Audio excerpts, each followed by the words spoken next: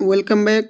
तो आज बात करेंगे हम लोग फिर हिंदी पेडागोजी का। ये हमारा 5वां वीडियो है। इससे पहले हमने 40 क्वेश्चंस करा दिया है। अगर आपने उन वीडियोस को नहीं देखा है तो हमारे प्लेलिस्ट में हिंदी का जो प्लेलिस्ट बना हुआ है उसमें वो 4 वीडियोस पहले से है। आप इस सीरीज को पूरा देखें ताकि आपके सीटेट में अच्छा से अच्छा मार्क्स पेडागोजी सेक्शन में आ सके। तो शुरू करते हैं। आज का पहला प्रश्न है, उच्च प्राथमिक स्तर पर बच्चे की भाषा क्षमता का आकलन करने की दृष्टि से सबसे कमज़ोर प्रश्न क्या क्या है? क्या मांग रहा है? सबसे कमज़ोर होना चाहिए। तो दोषों का पर्दाफाश करना कब बुरा ले सकता है, बुरा रूप ले सकता है? ये तो कमज़ोर नहीं हुआ, ये तो एक महत्वपूर्ण है।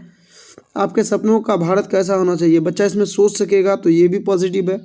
हमको नेगेटिव ढूंढना है। समाचार चैनलों के कार्यक्रम की सार्थकता पर तर्क सहित तर्क अगर करेगा बच्चा तो सोचेगा, ये भी सही है। लेखक ने अपने जीवन की किन 2 घटनाओं का महत्वपूर्ण बताया? ये इम्पोर्टेंट नहीं है। क्यों? क्योंकि लेखक अगर कहानी को बच्चे ने पढ़ा है तो लेखक ने किन 2 घटनाओं को जिक्र किया उसको आसानी से बता देगा। ये मतलब एक रटा हुआ क्वेश्चन है।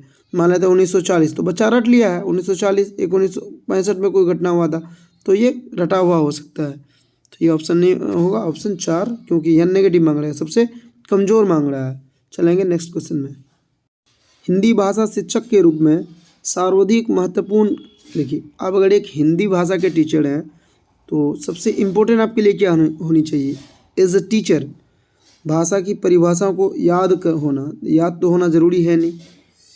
साहित्यिक लेखन एवं पुरस्कार, देखिए अब जब प्राइमरी के टीचर हैं तो साहित्यिक लेखन और पुरस्कार ये भी ज़रूरी नहीं है। भाषा की शिक्षा शास्त्रीय समझ और साहित्यिक संगोष्ठियों में भागीदारी बच्चों का काम है, आपका नहीं है। तो भाषा की आपको समझ, शास्त्रीय समझ अच्छे से होनी चाहिए क्योंकि आप एज अ टीचर हैं वहाँ पर। Third is the right answer. भाषा शिक्षण के संदर्भ में सतत और व्यापक आकलन के लिए सर्वाधिक महत्वपूर्ण बिंदु है। तो भाषा का जो है क्या करना है? सतत और व्यापक आकलन करना है। तो इसके लिए सबसे महत्वपूर्ण बिंदु क्या होगा? बच्चों की उच्चारण त्रुटियों पर अत्यधिक ध्यान देना। ये महत्वपूर्ण बिंदु नहीं है कि बच्चे गलती कर रहे हैं तो हम उस पर ध्यान दें, क्योंकि गलती क्या है? शिक्षण का एक भाग है। बच्चों के भाषा प्रयोग का निरंतर अवलोकन करना, हाँ ये हो सकता है, क्योंकि जब भाषा का प्रयोग कर रहे हैं बच्चा तो हम उसका क्या करेंगे? निरंतर लगातार ऑब्जर्वेशन करेंगे, ये ठीक हो सकता है। बच्चों के भाषा प्रयोग की कक्षा या अवलोकन, कक्षा में तो करना है लेकिन निरंतर करना है तो ये उतना उपयुक्त नहीं है। बच्चों के पढ़ने लिखने की कुशलता का अवलोकन, देखिए असेसमेंट में ज़रूरी है और असेसमेंट में ये भी ज़रूरी है, लेकिन सबसे ज़रूरी है कि आप उसका लगातार जो है ऑब्जर्वेशन करें। तो second is the right answer. 8वीं कक्षा में मुदित पढ़ते समय परेशानियों का अनुभव करता है। क्या करते समय? पढ़ते समय। पढ़ने के लिए क्या होता है बताइए आप लोग? पढ़ने के लिए होता है डिसलेक्सिया, क्योंकि डिसकैलकुलिया जो बच्चे गणित नहीं समझ पाते हैं, गणित नहीं बना पाते हैं। अफेजिया है भाषा संबंधित, जो बच्चा भाषा को नहीं समझ पाते उनके लिए है अफेजिया। और एक है डिस्ग्राफिया जो लिखने से संबंधित है। तो first is the right answer. प्रारंभिक स्तर पर हिंदी भाषी की पाठ्य पुस्तक का निर्माण करते समय इस बात का ध्यान रखा जाए कि किस बात का ध्यान रखेंगे? जब प्रारंभिक स्तर पर हिंदी भाषा का पाठ्य पुस्तक होगा तो बच्चों में पढ़ने लिखने की कुशलता का ही विकास करना नहीं, बाकी भी चीज़ों का विकास करना है। बच्चों में साहित्यिक लेखन की क्षमता का ही, देखिए यहाँ भी ही मतलब नेगेटिव वर्ड होता है तो इसको हटा देना है।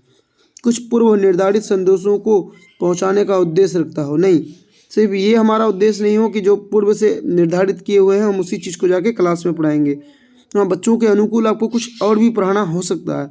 आप जो सोच के जाएंगे ज़रूरी नहीं कि उसी चीज़ को पढ़ाएं। कुछ पूर्व निर्धारित संदेशों को पहुंचाने का उद्देश्य ना रखता हो।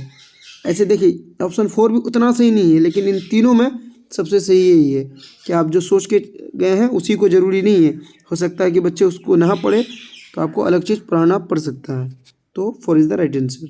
बच्चों में पठन के प्रति रुचि जागृत करने के लिए पाठ्य पुस्तक के अतिरिक्त, देखिए पाठ्य पुस्तक तो होना चाहिए, इसके अतिरिक्त क्या सामग्री दें कि बच्चा का विकास किया जा सकता है? मूल्यपरक नहीं, सरल भी नहीं, जटिल भी नहीं, क्या होना चाहिए? पूरक होना चाहिए, जिसको हम लोग सप्लीमेंट्री बोलते हैं। तो 3 इज द राइट। भाषा की नियमबद्ध प्रवृत्ति को समझना, पहचानना और उसका विश्लेषण करना उच्च प्राथमिक स्तर के भाषा शिक्षण का एक क्या है, ये सर्वोपरि तो है नहीं, सब हर चीज़ यही नहीं है, मतलब सर्वोपरि मतलब हर चीज़ तो ये नहीं है। हाँ, महत्वपूर्ण है, निरर्थक नहीं है, कमजोर भी नहीं है। तो क्या महत्वपूर्ण उद्देश्य है हमारा।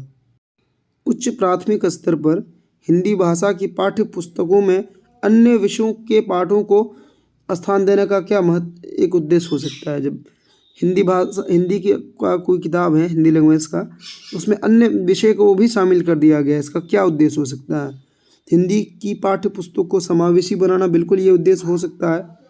दूसरे विषयों का ज्ञान देना नहीं होता है। विषय की शब्दावली विकास करना हमारा कोई मकसद नहीं होता है। अन्य विषयों का कार्यभार ये तो और नहीं होता है। तो first is the right answer, समावेशी बना रहे हैं हम। बच्चों में जन्मजात भाषिक क्षमता होती है। बताइए ये कथन किसने कहा था कि बच्चों में भाषा सीखने की क्षमता क्या होती है, जन्मजात होती है। तो ये चॉम्स्की ने कहा था। क्या कहा था कि बच्चों में एक एलईडी लगी होती है जिसके द्वारा बच्चे लैंग्वेज को एक्यूज कर लेते हैं।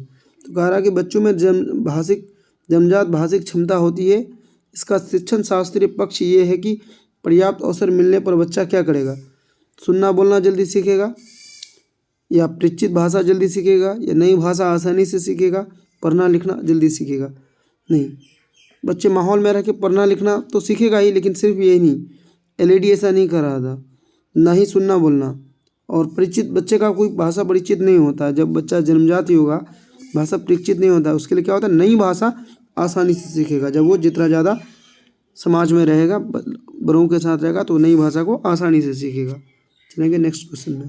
प्राथमिक स्तर पर पढ़ना सिखाने के लिए की शुरुआत करने के लिए आपकी सामग्री का सर्वाधिक महत्व देंगे। आप जो है एज ए टीचर बच्चों को प्राइमरी लेवल पर पढ़ना सिखाएंगे, तो क्या सर्वाधिक महत्व देंगे। शुद्ध उच्चारण ये जरूरी नहीं है, क्योंकि बच्चा गलत करके ही सीखेगा। हाँ, रोचक कहानियाँ, अक्षर ज्ञान जरूरी नहीं है, ना वर्णमाला जरूरी है।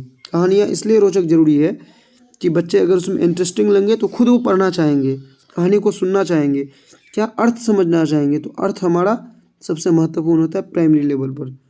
तो आज का हमारा 10 क्वेश्चन समाप्त हुआ। इसी तरह ये सीरीज हमारा जारी रहेगा और आप हमारे साथ जुड़ें, चैनल को लाइक करें, सब्सक्राइब करें। सीटेट 2011 से 22 तक सभी प्रीवियस ईयर को यहाँ पर हल कराया जाएगा। थैंक यू दोस्तों, थैंक यू फॉर वॉचिंग। आप हमारे साथ जुड़े रहें, थैंक यू।